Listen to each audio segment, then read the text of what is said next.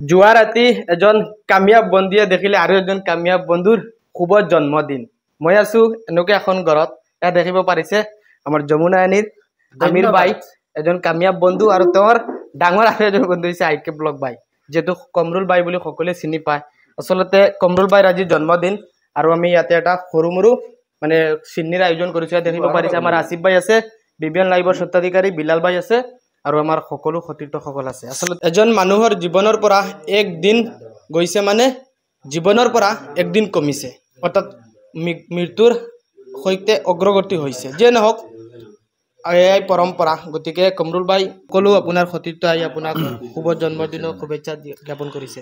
প্ৰথমেতো মই চবক ধন্যবাদ দিব বিচাৰিছোঁ, আৰু বিশেষকৈ যমুনা আনিৰ আমিৰ বাইক অশেষ ধন্যবাদ দিব বিচাৰোঁ। মই নিজে নাজানো পাৰ্টিটো আয়োজন কৰিছে, তেওঁ নিজে এৰেঞ্জমেণ্ট কৰিছে, আৰু এৰেঞ্জমেণ্ট কৰাৰ কাৰণে মই অন্তত বহুত বিৰাট সুখী হৈছোঁ।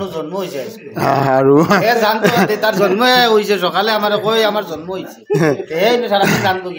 তো বাকী আজহাৰ বাই আহিছে, গোটেই বিলাল বাই আহিছে, জমিৰ বাই আহিছে, হাসিব বাই আহিছে, আমাৰ আৰিফ বাই আহিছে, চাবদিন বাই আহিছে, চব আহিছে, হবি চৌধুৰী, ইমদাদ ব্লগ চব আহিছে। ইমান ভাল লাগিছে। আৰু পাৰ্টিটো একচুৱেলি মই ভাল নাপাওঁ ইমান। মই আগত পাৰ্টি চাৰ্টি হৈছিল, যেতিয়া জানিলোঁ সুস্থ হিচাপে যে পাৰ্টিটো হাৰাম হয় বোলে, বাৰ্থডে চেলিব্ৰেশ্যন কৰাটো, বাৰ্থডে চেলিব্ৰেশ্যন কৰাটো হাৰাম হয়। কিন্তু বন্ধুবৰ্গটো নামানে, য়ং জেনেৰেশ্যন কৰিব লাগে, আল্লাই মাফ দিব।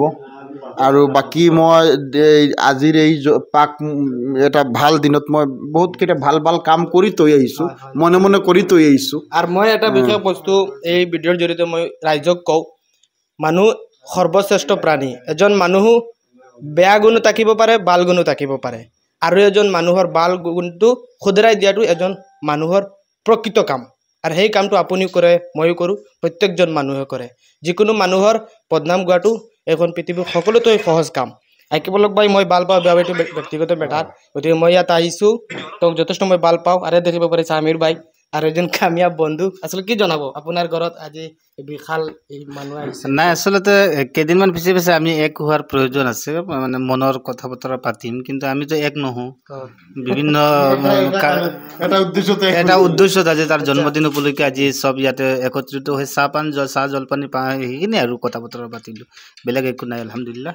যিয়ে নহওক প্ৰতিজন মানুহে আমাৰ যমুনা আনিৰ স্বত্বাধিকাৰী আমিৰ বাইক চিনি পায়। তেওঁক ব্যক্তিগতভাৱে যথেষ্ট ভাল, তেওঁৰ লগতে মোৰ এটা বন্ধুত্ব সম্পৰ্ক আছে। আৰু পৰ্দাৰ আঁৰৰ কাহিনী সেইটোতো চবৰো বেলেগ। ছালমা খানক কোনে চিনি পায়? কেমেৰাৰ কাৰণে। সেই কেমেৰামেন আজিকালি কোনেও দেখা নাপায়। যে নহওক আমাৰ বিবিএন লাইভৰ স্বত্বাধিকাৰী আজিৰ এই এটা পবিত্ৰ দিনত মই জীৱনত বহুত গালি খাইছোঁ, সি আৰু মই। মানুহে আমাক ইমান ফেচবুকত গালি দিয়ে, কিন্তু আমাৰ ভিউজ হয় 2 মিলিয়ন 3 মিলিয়ন, তাৰ ভিতৰত 50টা গালি দিয়ে।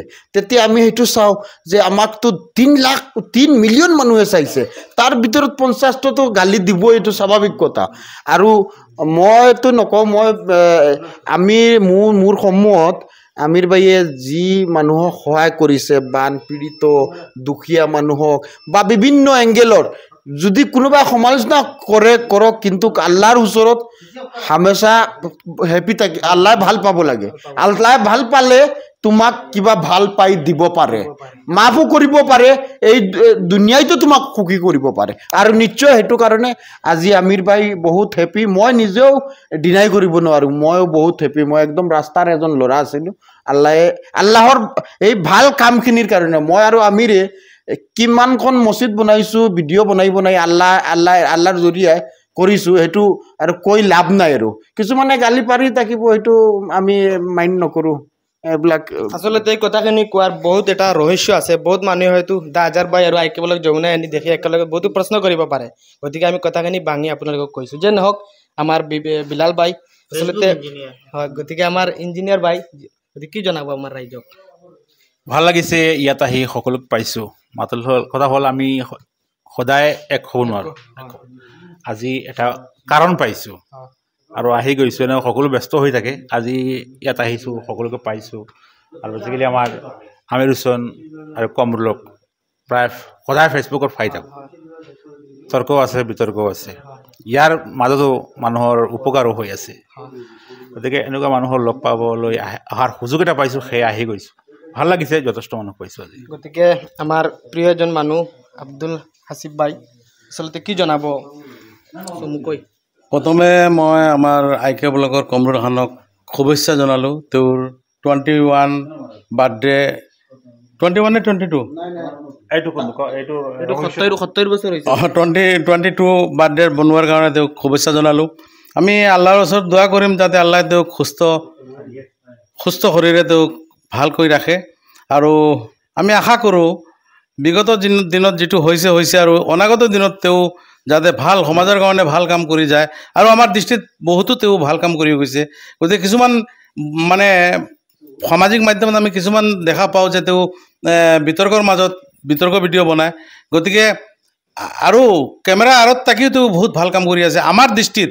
আমি হোজাই জিলাৰ বিভিন্ন এলেকাৰ বিভিন্ন গাঁৱত আমি দেখা পাইছোঁ বহুতো দুখীয়া মানুহক তেওঁ সহায় কৰিছে তেওঁ প্ৰায় সময়ত যিটো তেওঁ নোৱাৰে আমাকো কয় বোলে কিবা এটা সহায় কৰা আমিতো কেমেৰাত নাহোঁ বা আমাৰ ইয়াৰ সমাজত বহুতো এনে ব্যক্তি আছে যিটো কেমেৰাৰ সন্মুখত নাহে কিন্তু মানুহক সহায় কৰে তেনে এজন ব্যক্তি মই কমৰুল খানক পাইছোঁ গতিকে মই কমৰুল খানক আকৌ এবাৰ তেওঁৰ শুভেচ্ছা জনালোঁ কাৰণ তেওঁ কেমেৰাৰ আঁৰত বহুতো মানুহ আছে সেই মানুহবিলাকৰ সেইবিলাকৰ সুযোগ সুবিধা দিয়াৰ কাৰণে বহুতো দুখীয়া মানুহক তেওঁ সহায় কৰিছে আৰু আশা কৰোঁ অনাগত দিনতো তেওঁ দুখীয়া মানুহৰ কাষত থিয় হ'ব আৰু দুখীয়া মানুহক সহায় কৰি যাব বুলি আমাৰ আশা ধন্যবাদ আসিফ ভাই চাওক এজন যেতিয়া এটা পৰিয়াল এজন অসহায় দুখীয়া মানুহ বিপদত পৰে তেতিয়া আমাৰ নিচিনা হয়তো আমি সৰু ভিডিঅ' ক্ৰিয়েটাৰ হ'ব পাৰোঁ বহুত মানুহক আমি বিপদৰ সময়ত কাষত থিয় দিছোঁ এনেকুৱা ভিডিঅ' ক্ৰিয়েটাৰসকল বিপদৰ সময়ত থিয় দিয়ে গতিকে এজন মানুহ কি